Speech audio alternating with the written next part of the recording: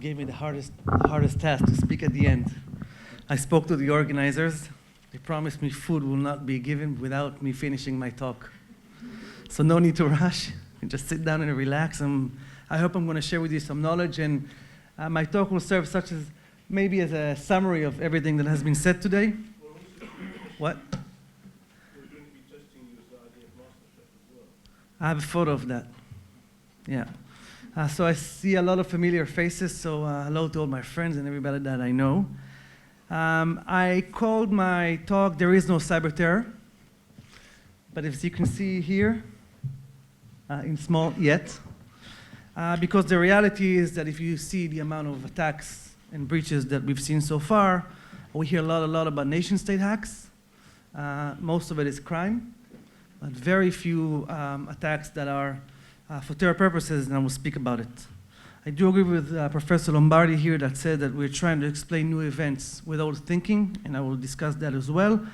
And maybe you can see my talk as a red alert to the fact that we have an entire sector, perhaps most of the companies that are at the forefront of cyber attacks that are just not secured, and they're not even close to being secured. I'll just give you an anecdote. I was in India last week speaking to one of my clients, very large client, and there comes a point where we're asking, okay, so you have the Data Protection Act that was approved in India, I think it was 2018. I was like, okay, so you have data breach notification, and he started laughing. He's like, this is a policy thing.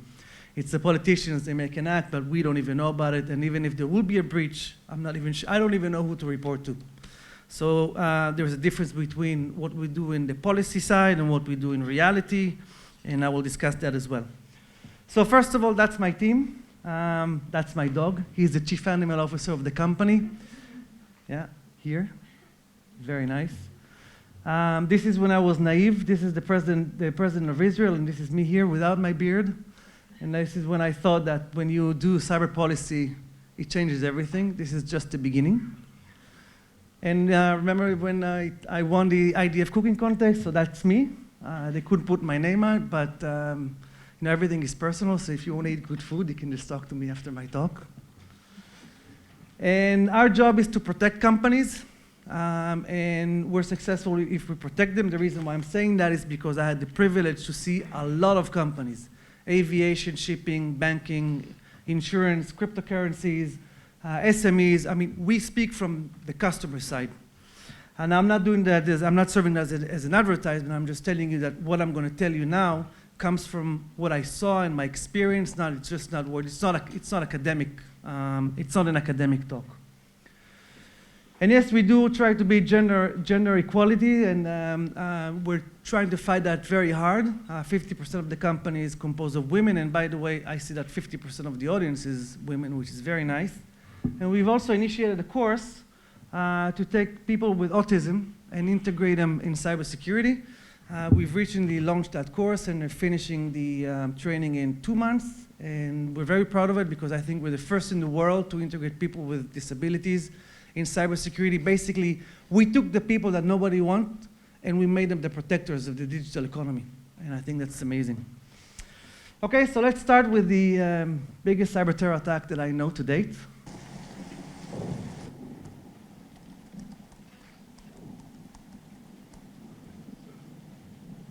Why am I here?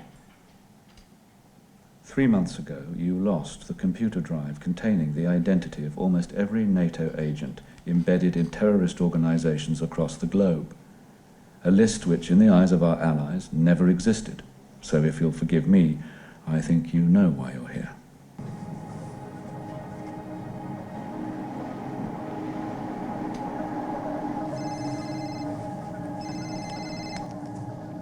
Yes?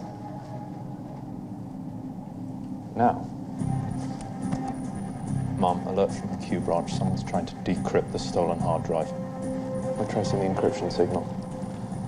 Localizing now. Centering in the UK. London. Get us back to base as soon as possible.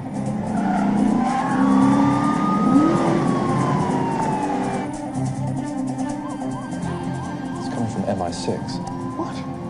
The data packet is linking to our network. Correction, this is behind our firewall. We should shut down. No, track it. We have to know where it's coming from. Strip the headers, trace the source. How the hell did they get into our system? Getting traced back now.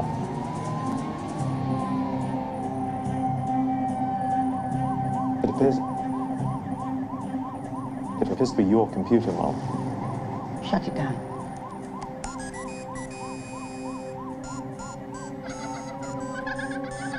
What is this?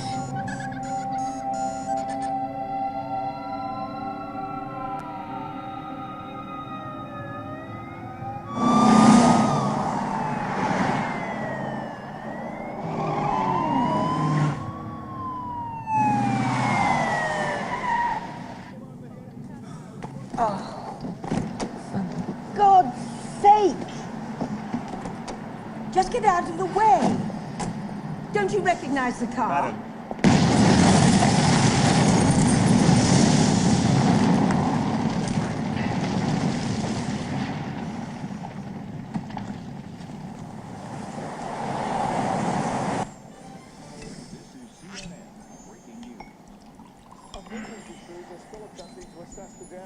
As investigators hunt for leads in what now appears to be a major terrorist attack in the heart of London. No one has yet claimed responsibility for what sources are calling a possible cyber-terrorist assault on the British Secret Service.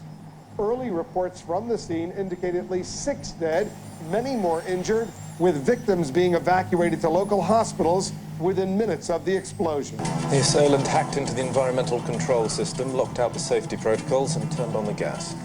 All of which should have been impossible. On top of that, they hacked into her files. They knew her appointments. They knew she'd be out of the building. They weren't targeting her. They wanted her to see it. Okay, this is of course from Skyfall, James Bond movie. It never happened, and I don't even know of a single case of terrorists being able to create such a damage in real life. We do know of nation states that have it, but not terrorists, and I want to talk about why. The first most important thing is maybe what Admiral Rogers said a couple of years ago. He said, conflict in cyber domain is not simply a continuation of kinetic operation by digital means. It is unfolding according to its own logic, which we are continuing to better understand. And it's true for cyber terror as well. There are simply things that we just don't know, and I'm telling you that as an expert. We don't know. There are a lot of things that we don't know, and we're trying to understand. So first, let's talk about terminology. If you ask 10 people what cyber terrorism is, and I've been to many discussions like that, you'll get 10 different answers, and if they're Israeli, then there's going to be a whole argument, we're going to scream at each other, and we'll not get into an agreement. But I chose the Oxford Dictionary, who defines cyber terrorism as the politically motivated use of computers and information technology to cause severe disruption or widespread fear. Now let's go to the bottom line. I don't know of many attacks that cause severe disruption or widespread fear by terrorists. Now we do know of many cases like that, and therefore theoretically, cyber terrorism should not even exist, because it's very hard to cause, without the plausible deniability of what cyber attacks can give you, severe disruption and widespread fear. Well, almost most computer attacks that we know so far did not cause physical outcome, and maybe some threats, but not more than that. And almost what we know from cyber attacks have been done to computers, not to people, meaning data breaches and so on and so forth. And that really raises the question, have you ever seen computers with great or visceral fear? No, because people experience fear, not computers. Therefore, what we know so far is only the use of computers by terrorists, but not to create fear. So then we have to ask ourselves a few questions. One is, what would terrorists want when they're using cyber attacks? Two, how can we deter them? Because deterrence is key. Is it even possible to deter someone in cyberspace? And if yes, how do we do it? And then there's another question, how do they perceive cyberspace? And if we haven't seen cyber terrorism so far, does it mean we're not going to see it? Is it going to be a black swan? So I told you my bottom line, I think it's not going to be a black swan, and we are going to see it. So first of all, let's discuss cyberspace. We live in a hyper-connected world. We live in a world that everything is computerized. There are billions of devices connected to the internet every day, and it's growing almost in exponential scales. computers have fundamentally changed everything that we know about communications, and it's perhaps the biggest advancements that we have in history. With computer computer networks that have created cyberspace, this is what cyberspace is all about, it is an essential infrastructure for knowledge-based societies, and its functionality is no less important than the information in it, if not even more. Meaning we need to have the networks operating, and it's not only about what's flowing in those networks as well. However, we do know that everything good comes with bad, and the sweet is not sweet without the sour. And the first known virus, called the Elk Virus, goes all the way back to 1982. A 15-year-old school student wrote it, more or less like the case that you're investigating today. And today, hacking events take place at tremendous frequency, and its scale, and it's growing and changing all the time. It is only in the beginning of the century that countries started to understand that this is an issue. And if you see that countries that started to understand that there is an issue are usually the countries that have become more digital than the others, and they knew what they're doing to others, and therefore they had to protect themselves, like United States and Israel and Russia and Germany and France and so on and so forth. So today in 2019, there is little doubt that cyber attacks are getting more and more destructive. I'll just give you a few examples. In 2018, the Shamoon virus used to delete data on 30,000 computers in Saudi Aramco. A few weeks later, we saw the same virus deleting 12,000 computers in Ras Gas in Qatar. And it's believed that Iran was firing back after the sanctions on it. The NSA documents that showed us that this is actually the case, and it was used to stop the flow of oil and gas to local and international markets by Iran. While the attacks failed to disrupt the production of oil, it succeeded in disrupting the oil production business, meaning these companies lost money. In March 2013, our very good friends from North Korea deleted 48,000 computers in 2 television stations and 3 banks in South Korea. The attack caused a staggering number of $750 million to South Korea. And in 2014, the same adversaries affected the Las Vegas Sands corporations, where they deleted their computers, and according to Bloomberg, PCs and servers were shutting down in a cascading IT orders. Again, someone was hacking. We believe that it was Iran attacking the Las Vegas Sands corporation.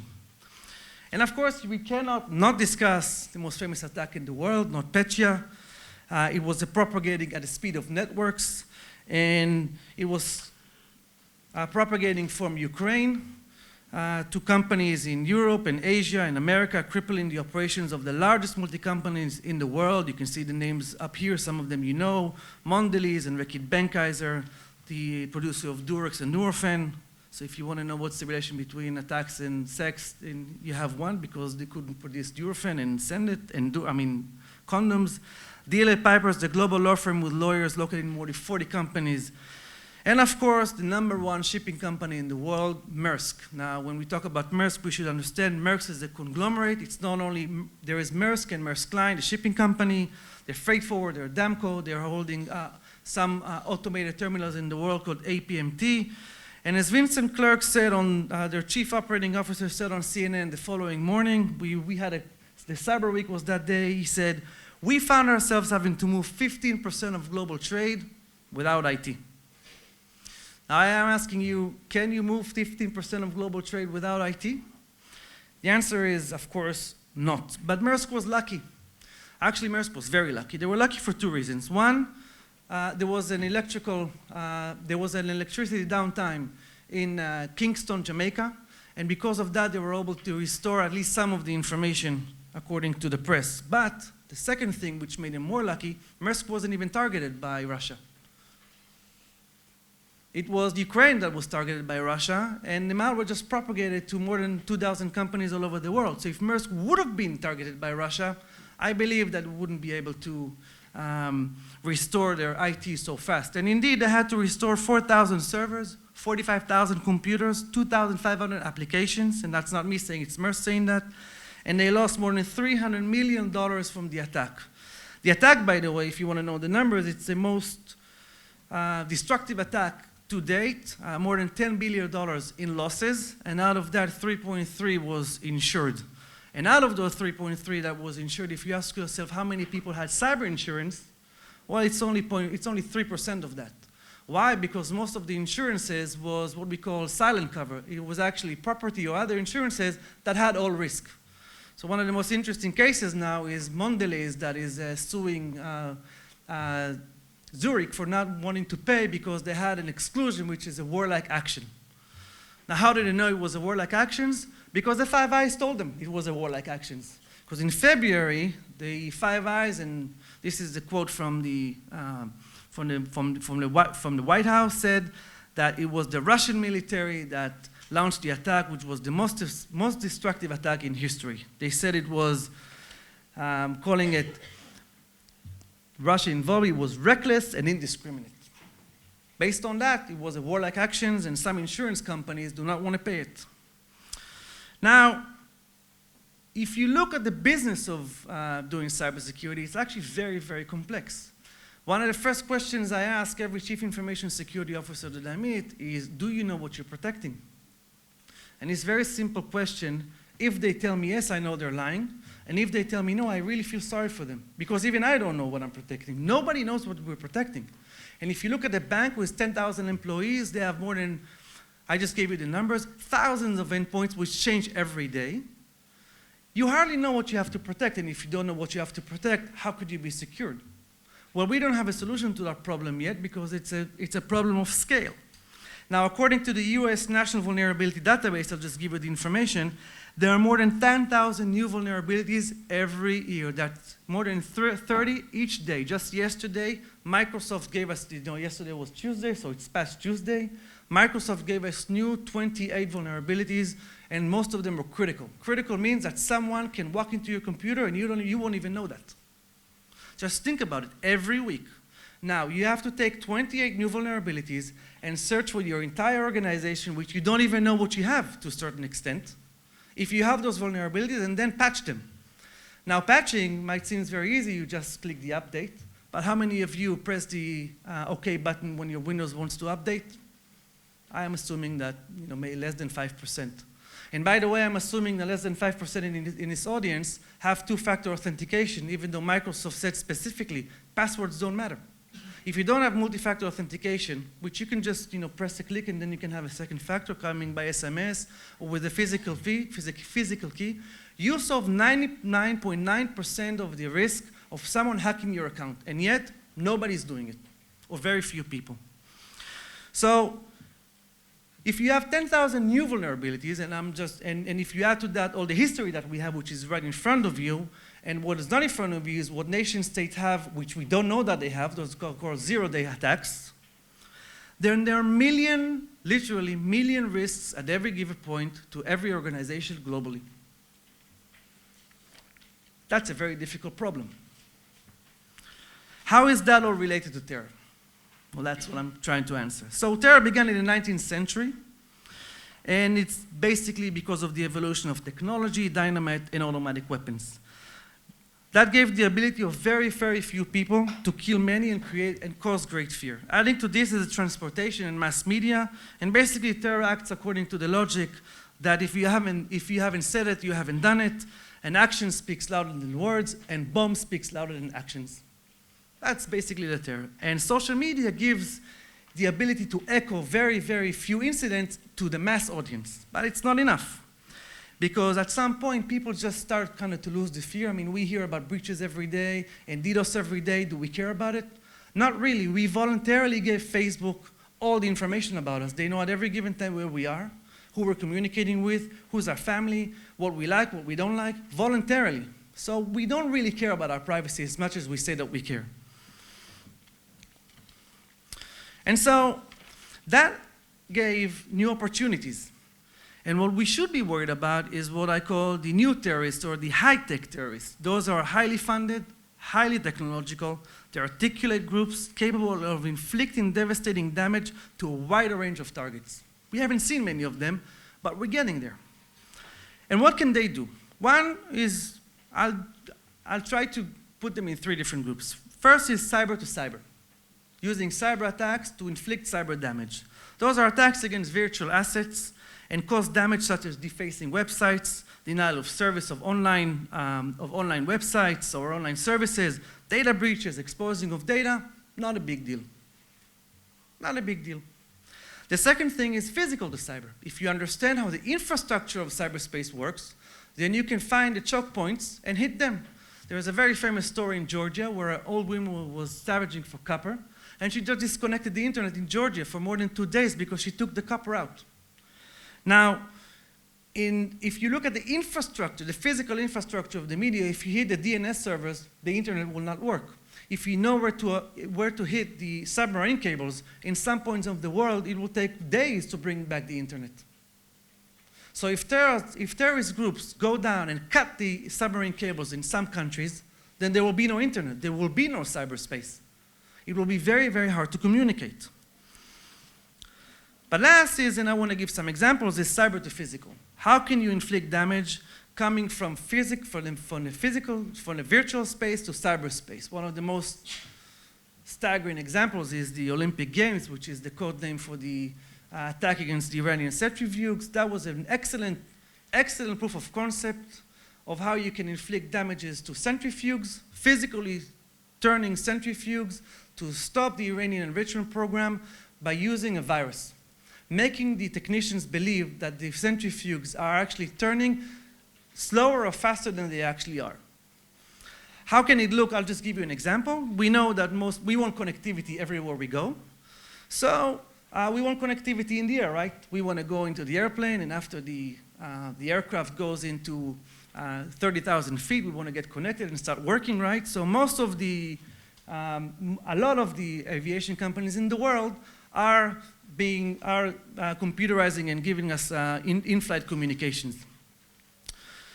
So we've analyzed the threats to the aviation sectors, and I'm giving them in front of you. There are basically 6 cyber threats to the global aviation sector.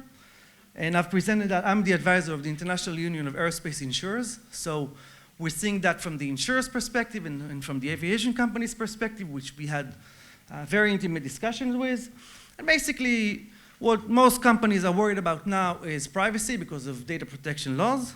So data leakage is considered to be of high potential, but in reality it has a very medium impact. I mean, just look at British Airways and American Airlines and United. Companies with big pockets can recover from data breaches quite quickly. However, if you look at the Boeing 737 MAX, that will take Boeing quite a long time, and the companies that had 737 MAX recover from a software issue. So here is a way, but of course, creating a software issue in an E-enabled aircraft, that I don't see a lot of terrorist groups that can do it, but I do see nation states that can do it because that will require a lot of intelligence and very high or very deep knowledge of the aircraft. So what can you do? Terrorists can either manipulate the avionics, or they can physically approach the aircraft and do what? Because we believe that all security aircrafts, all airports are secured equally, but that's not really the case. So now with the ADSB, the Automatic Dependent Surveillance Broadcast Network, which is what most aircraft in the world have, they automatically broadcast their location, their altitude, the aircraft tail number, and so on and so forth. We pretty much have our own personal surveillance systems of the entire aviation, the aircrafts that are flying right now in our pockets. How does it work? ADSB is not encrypted.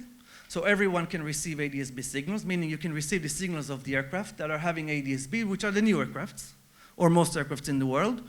And you can determine when the flight is going to land and when it's taking off. By the way, it's a very good way to know if your aircraft is going to be late, because aircraft that are coming here will usually be on the ground for a few hours and then come back. So if you see the time that they've landed, the actual time where they are, you can figure out if they're going to depart on time or not. So using that, you can just, and of course, there are cases where employees are physically approaching the aircraft. And as I told you, I don't believe that all aircrafts are secured equally. And in some airports in the world, especially in rural areas, in islands in the Far East and so on and so forth, you can probably bribe someone for a good amount of money to put something in the aircraft. Here's a statement from Ethiopian. I'm just giving an example. Yes, this has nothing to do with Ethiopian Airlines, but they had a statement just 2 days ago. 5 days ago, excuse me, that they're now having onboard Wi-Fi internet connectivity in their aircrafts. Why is that interesting? Because if you just take an example, this is an aircraft landing in Tel Aviv, okay? We know that this aircraft is landing in Tel Aviv. We know when it's going to land. And with Flight Radar 24, you can look at the history of the aircraft. And what can you find? That a few days before, it landed in Beirut. So using connectivity, right? You can plan something in business class in the chair behind it. You'll just need a space of a can, right? You have electricity from the chair. Analyzing anomalies in the aircraft is extremely hard because every flight, the baseline of the threat changes because there are new people, so you have to analyze it again. And I'm pretty sure that most companies in the world do not do anomaly detection on board their in-flight communication systems. Why? Because it's difficult and there's a legal framework between the in-flight communication providers and the aviation companies that is not as simple, it's not as easy as it looks. So you have the chair, you have enough room to put a bomb inside of a can. You have, here you can have the DC, the voltage. You can control it because you have in-flight communications, right? So you can just hack it remotely.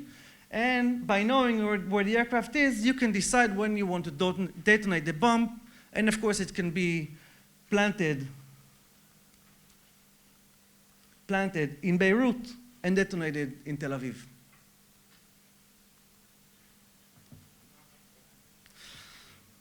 And if it reminds you of something that has happened, it was Flight 9268, which was the Russian investigator said that it was the size of a can, 1 kilogram of TNT that was planted in Sharm el-Sheikh.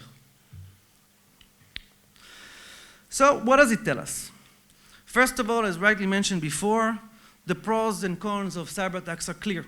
It's hard to defend. We need to defend everything. We need to know at every given flight, every single device that is connected to the network and determine whether it's good or bad. How do we know that? We need to have, and then because of that, the number of potential targets is in favor of the terror attacks and not the criminals, and the criminals and not the defenders. Now, attacks can be remotely executed from the air and in the air, and therefore there is no border control. And all the paradigms that we have that we can catch the criminals in the border control doesn't exist, not in aviation, not in maritime, not in every other field. But there are also cons for using, and that's why I think terrorists are not using cyber attacks to date. One, you need specific vulnerabilities that you can actually take advantage of. And the time window of vulnerabilities is very short. Therefore, you need to be very quick when you plan, and then very quick when you execute, which doesn't give you really the freedom that you want to decide when you want to execute the attack.